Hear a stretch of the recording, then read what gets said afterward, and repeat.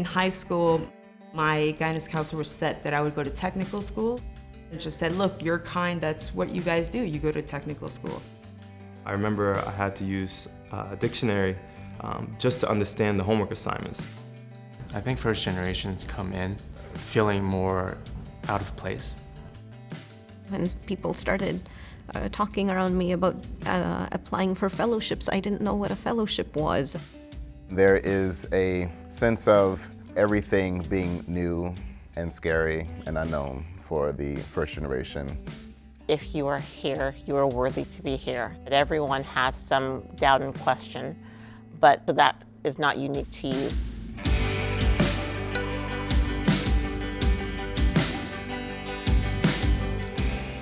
I never spoke to a doctor face to face until I got to Harvard Medical School. At first I thought, gee, I don't belong. I actually don't belong. I don't know anything about it. I've never talked to a doctor. Maybe I'm a fake. These are very qualified people there at these institutions. To get into medical school, any medical school is a non-trivial thing. But there is a difference in where you're starting. There is an inherent disadvantage for what are the kitchen table conversations that many other people take for granted.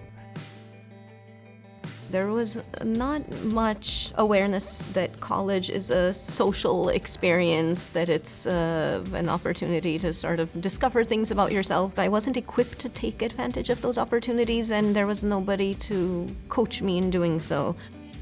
I branched out and I went to groups like the Minority Biomedical Scientists at Harvard and SACNAS, and I really met people who were connected to these types of experiences here. For me, first generation isn't necessarily an identity. It's a huge part of my experience, and it has shaped my identity in a lot of ways, but it's the aspect of belonging that really matters. There's always that question, even before you get here, well, did I get in because? Did I get in because I'm a person of color? Did I get in because I'm first generation? Not because of my own merit, but because I filled a quota of some sort. I used to struggle with it more, I think, in graduate school because it was a really big, clear divide. But here at HMS, I don't do so as much. They invite all aspects of life, and just every journey they admire is just, I think, is remarkable. One of the biggest barriers for people from lower socioeconomic backgrounds to get into medicine is this intimidation factor. Being resilient and being able to really just confront your fears and just go for things. For me, that made a lot of difference. Incredible faculty from our 3 hospitals. And sometimes you don't realize that you're even first generation.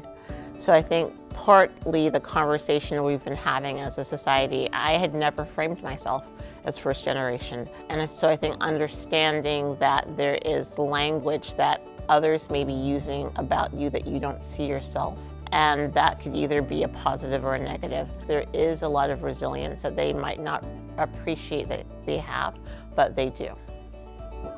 I think it would be a disservice not to apply to Harvard Medical, presuming that they are not going to look at you because you're a first generation immigrant, first generation to college.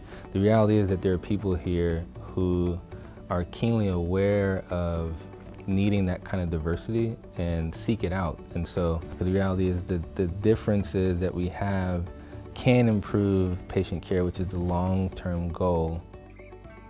I don't think that anybody should be feeling one way or the other just because of where they came from or where they didn't come from. I was nervous. I didn't know what the caliber of the students' body in my class would be. I had a lot of questions. Coming from a first generation background, it's one of the most phenomenal parts about you as a person.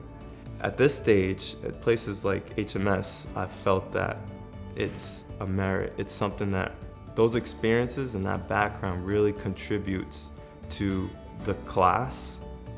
It wasn't until I started to teach and have students of my own that I figured out what college was for and what it was about, to be in a place that not only sees the value of that multiplicity of experiences, but does what it can to encourage it, to say we're open for business, to turn on that porch light and say this is a place for you.